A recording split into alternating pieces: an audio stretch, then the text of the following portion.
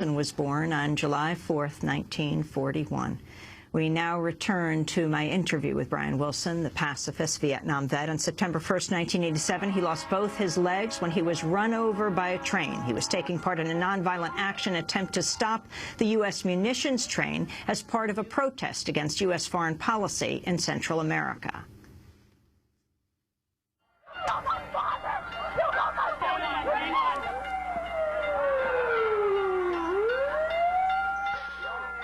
I talked to Brian Willson about his physical and emotional recovery. I started by asking him how long after being in the hospital he realized he had lost both his legs that day, September 1st, 1987. It was about 2 weeks later. I was all wrapped up in the hospital.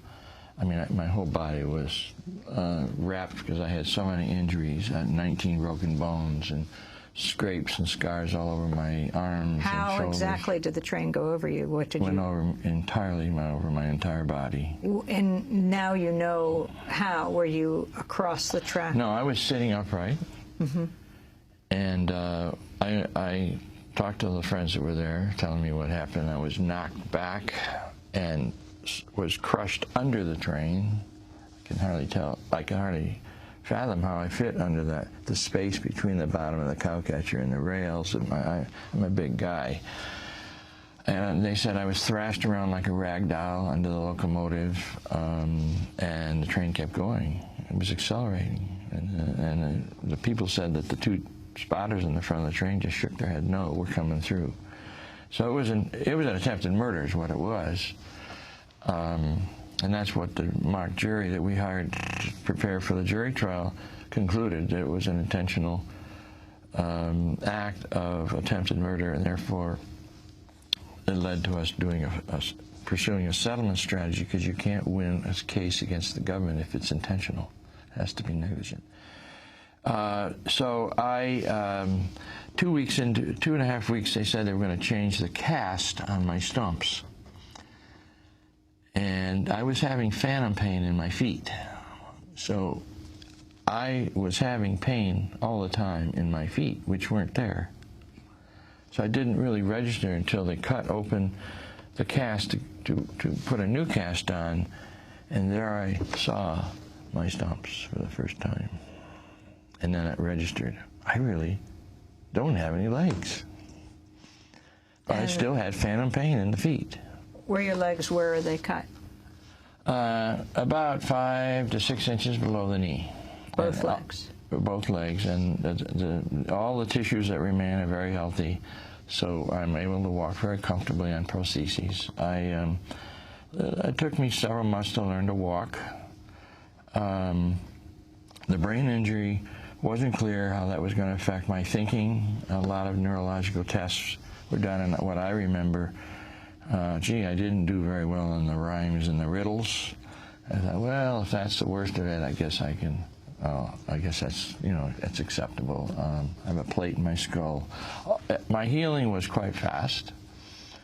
I had wonderful care in the hospital. I had wonderful friends supporting me. And my friends, if you see the picture on the front of the book, those are the friends that stopped my bleeding, because the Navy ambulance arrived 2 minutes after I was hit and refused to help, saying to my friends, he's not lying on Navy property. And they left. It's a shocking story. It delayed my going to a hospital by 17 minutes when the county ambulance came. Explain that. The delay? Because the Navy ambulance refused to help me and refused to take me. And so they were frantically calling for another ambulance. And the Navy Fire Department did come and at least helped with registering my vital signs. But my partner at the time was a midwife, and she immediately put an IV in me waiting for the ambulance, the other ambulance. I'm very fortunate to be alive. I mean, I know that. Nobody, as far as I know, has ever survived being hit head-on by a speeding locomotive and survived, and it was documented by 5 photographers and a videographer. I mean, that's pretty amazing in and of itself. I'm 24 years later, I've continued my political work. Not just then, not just now, but soon after. You were already on the road. Oh, yeah. I was, well, my first out-of-country trip was in March of '88 after my second brain surgery, in which they inserted the plate, checking that the suture of the brain membrane was healing properly, and then they put the plate in. I went to Nicaragua, where I was treated like a hero. I was welcomed at the airport by thousands of Nicaraguans. President Ortega came up the steps and held my hand going down the steps to the tarmac, and I got in President Ortega's Jeep. Chris Christopherson was with me. He was sitting in the back of the Jeep, and we were slowly driving through mobs of people in the streets of Managua. And they were reaching in and touching my arm, saying, "Brian, Brian, Brian." And Christopherson tapped me on the shoulder from behind in the Jeep and said, how are you dealing with this? What does Brian mean? Brian, in Spanish. And I said, I have no idea. I'm just trying to accept it. But it was the Nicaraguans who appreciated somebody trying to stop the flow of munitions that were killing them every day. Did you feel like you succeeded in any way in doing that? Well, I think I brought more attention to the issues, perhaps. I no longer have a neat, linear definition of what is success and failure. You know, it's like I'm on a journey. One of the themes of my book is life is a journey, not a destination. You just keep walking. Another theme is dignity trumps longevity. That means being in the moment as much as possible, not worrying about how long you're going to live. And, you know, one of the major themes is the American way of life and Western civilization is the most dangerous force on the planet, and it's up to humanity now, and especially those of us in the West, to recover our archetypes of empathy and mutual respect. And the stakes are pretty high, so you can't completely rule it out. But the occupation movement perhaps is a sign that these archetypes, I call them ancient archetypes, emerge ultimately because people can't take being repressed forever. But I'm so thankful that what happened after September 1st has opened up a lot more doors to me. People wanted to meet me all over the world. I went to the Middle East and spent lots of time in the Palestinian camps. The young boys all night would talk to me, stroking my stumps, because they had known so many people in Palestine that lost legs. And they all had read Jack London's The Iron Heel, which was written in 1907, and I had not read it. And they were telling me, what do you think of Jack London's The Iron Heel? They'd all read this book. And it was a prophetic book about what happens to Western democracies when they get obsessed with materialism, and predated Orwell's book by 42 years. So it was just interesting, those experiences I had, because I was now welcomed with no questions asked. Brian Willson, you've been to a number of the Occupy encampments. Where have you been? Portland, Oregon, where 10,000 people marched to start the occupation, and now there's about 400 camped out in front of City Hall with a blessing so far of the mayor and the police. And then Chicago, Cleveland, Boston, Manchester, New Hampshire, Concord, New Hampshire, Portland, Maine. When we got off the train in New York City 2 days ago, we went right to the occupation in New York, on Wall Street, and that was quite a scene. I actually spoke to the crowd with Reverend Billy introducing me to the crowd. I had not met Reverend Billy yet. And what did you say to the crowd? I just basically gave them the message that I was bringing blessings from these other 7 occupations I'd been to, and telling them what very briefly what I had experienced there, and I was and also told them that they had all been inspired by what had happened in New York, which was the first one, and that I was inspired by it, and perhaps this was the beginning of a horizontal revolution to replace our obedience to vertical structures, which would be a big break in long pattern of history of obedience. Another theme of the book is obedience to hierarchy is very unnatural, unhealthy, and dangerous. So I see horizontalism, what the Argentinians and the Zapatistas call a horizontal society, being much more promising than remaining in vertical nation states.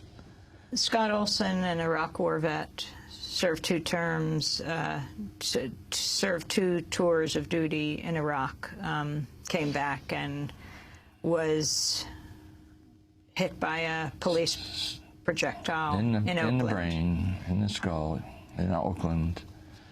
And is in the hospital now. As we broadcast this, as we record this, he is unconscious. We've spoken with one of his friends, and as I travel through these Occupy encampments, there are many veterans from the Gulf War, from the Iraq War, from the Vietnam War. What about the involvement of veterans all over the country? In Louisville, one young man said to me, I served my country in Iraq from 2008 to 2010, and now I'm serving my country by being here at the Occupy Louisville encampment. I think the role of veterans is extremely important, and I've thought that ever since I got out of Vietnam in 1970, when I joined Vietnam Veterans Against the War. Most of us grew up very straight, very much believing in what we were told by our government, and then discovered the lies of war, the lies even of our origins as a country. And when we can take the jump and join other people in questioning all the myths and assumptions of our society, it adds a lot of energy and a lot of really experience to the peace movement. And in Boston, a week ago, the 1:20 in the morning, the police came to remove the occupiers from a section of the occupation. And the Veterans for Peace contingent there got wind of that, and they made sure they were there in mass to stand in front of the occupiers facing the police directly. And the police bashed them, knocked them down. They did not fight back, meaning they didn't strike back.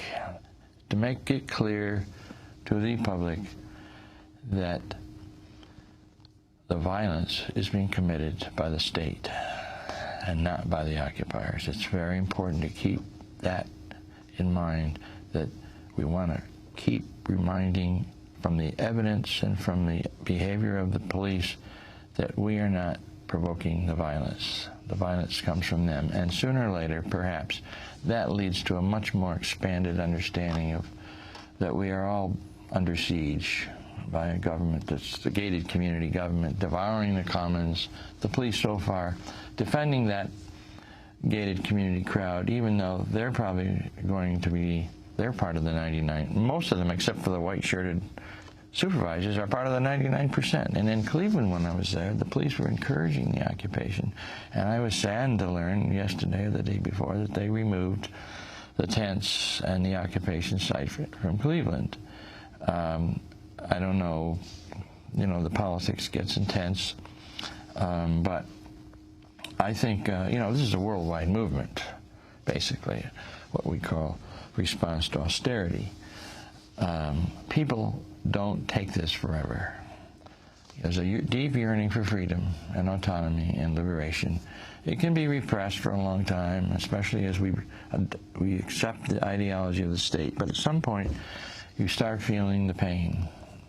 And pain and adversity are very creative stimulus to jumping out of the box and saying, I have to join my fellow human beings now and say, this is crazy, enough is enough. The occupation movement may fizzle this winter, who knows, as the weather gets harsh in the northern climates, but I don't think that it can be really destroyed, because it's actually tapping into what I call these ancient archetypes of empathy, mutual respect, cooperation, and equity, or a sense of fairness. Those are ancient archetypes embedded in our genetic code. We can adopt an ideology that pretends they're not there, and that's what I discovered in Vietnam. My ideology evaporated in about 5 minutes when I looked at these certain people on the ground and realized they were my family, and that was what I call irreversible knowledge. There was no way I could I could not recreate my old ideology because it no longer fit. It was totally irrelevant. In fact, it had dehumanized me. And so I think our task as humans now is to recover our humanity. Brian Willson, do you regret what happened on September 1st, 1987?